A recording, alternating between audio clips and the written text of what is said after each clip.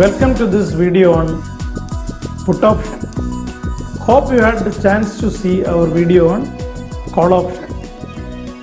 Today you will learn about put option in a similar way. For that we will be using Samsung mobile as an example. Let's begin. Imagine I am a retailer selling mobile phones. Festive season is coming and all the online portals are offering huge discounts. So to boost my income, I too decided to come up with an offer. The offer is very simple. Just buy a voucher worth ₹100 from me.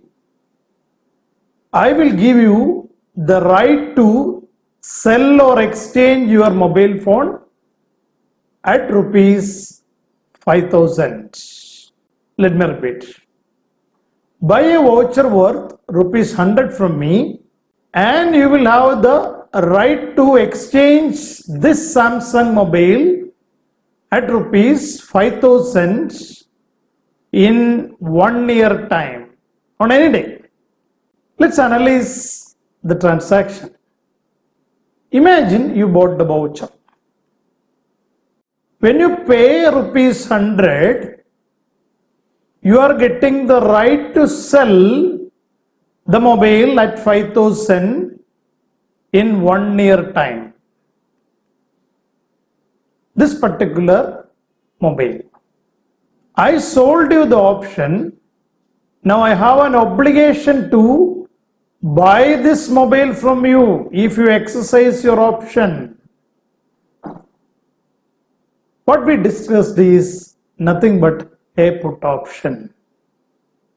Now let me connect with the option terminology.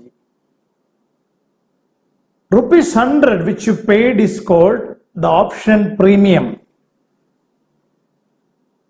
In return, you are getting the right to sell the underlying, which is the mobile, at an exercise price of ₹5,000, and this deal is valid for a particular time. This comes with an expiry date. Here it is 1 year.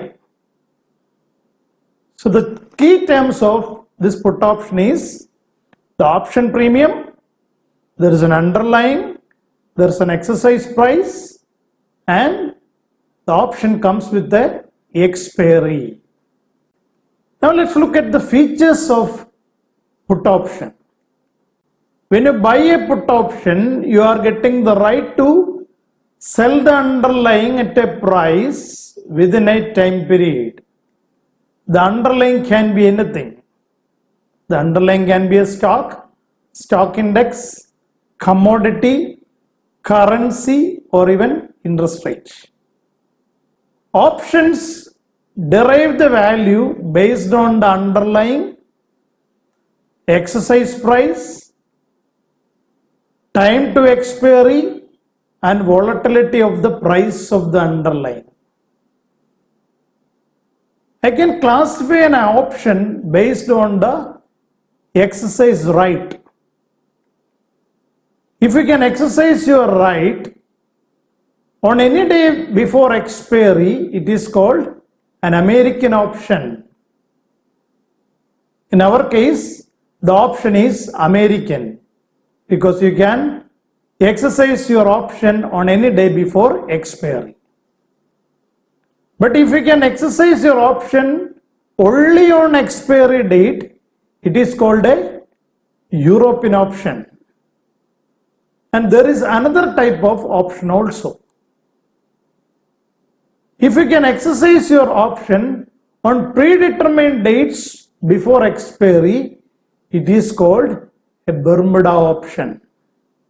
You have seen the price of an option is based on many factors like the price of the underlying, volatility, time to expiry, etc.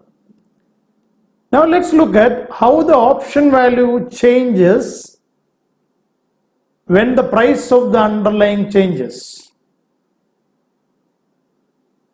Imagine you bought the put option, which gives the right to sell your mobile phone at rupees 5,000. Few days before, you checked at Amazon and found the price of the mobile there, the exchange value of the mobile there is rupees 3,000. The question is whether you will exercise your option. You will exercise the option because the price of the underlying is less than the exercise price. You have a right to sell your mobile phone at rupees 5,000 to me. Your option is in the money and your option is worth 2,000 rupees and your net payoff is 1,900. Remember, you need to deduct the option premium, that is your cost. Clear? What will happen if the price of the mobile is 8,000 in the market? The exchange value. If that is the case, you will not exercise your option because the option is out of the money. The price of the underlying is more than the exercise price. Here you simply lost the option premium. The option is worthless. Mathematically, the value of a put option can be set like this. V equals maximum of 0 or x minus s. X is the exercise price and S is the spot price of the underlying. Now let's look at the position of the seller or the writer who sold the option. He got an obligation to buy the mobile at rupees 5,000 if the buyer exercise is right. If the price of the mobile is 3,000, the option is in the money for the buyer. Everyone will exercise the option. So I'll be losing because I had to buy from the option holder at this mobile phone at rupees 5,000. But in reality, this mobile is worth just rupees 3,000.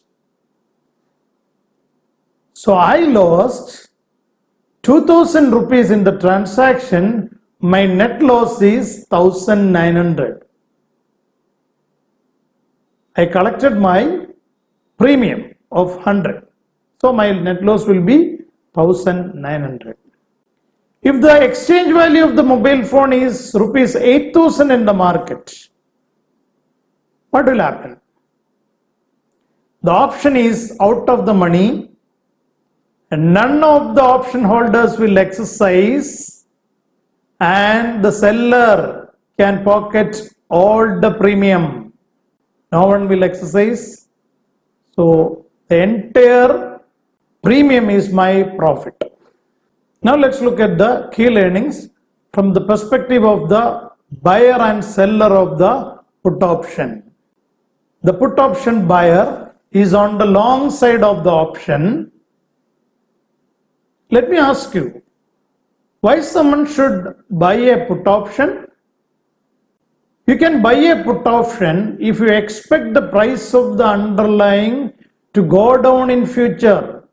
In other words, if you are bearish on the underlying, it makes sense to buy a put option. Your maximum loss will be just option premium. But your maximum profit will occur when the price of the underlying touches 0. Clear? Now let's look at the position of the seller or the writer who sold the put option. You can short a put option if you expect the price of the underlying to go up. In other words, if you are bullish on the underlying, you can make money by shorting the put option. But remember, you are exposed to huge loss.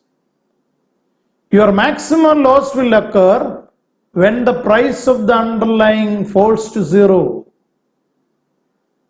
And for that risk, your maximum profit will be just the option premium. So here you can understand that the payoff for the option buyer is the mirror image of the payoff for the seller. If put option buyer gains the equivalent amount, the put option seller loses. That way, we can say that it is a zero-sum gain. The buyer's loss is the seller's gain, or vice versa. Now let me give you a real-life example. Options can be many based on the underlying. Here we are discussing a put option with Infosys as the underlying. The exercise price is rupees 2,500. If you buy this put option, effectively you are getting the right to sell the Infosys stock at 2,500. It was January 2013. Infosys stock was quoting around rupees 2,300 below our put option exercise price. Definitely the option is in the money and the put option quoted at these levels. It was 10 January 2013. Infosys share was quoting around 2,300.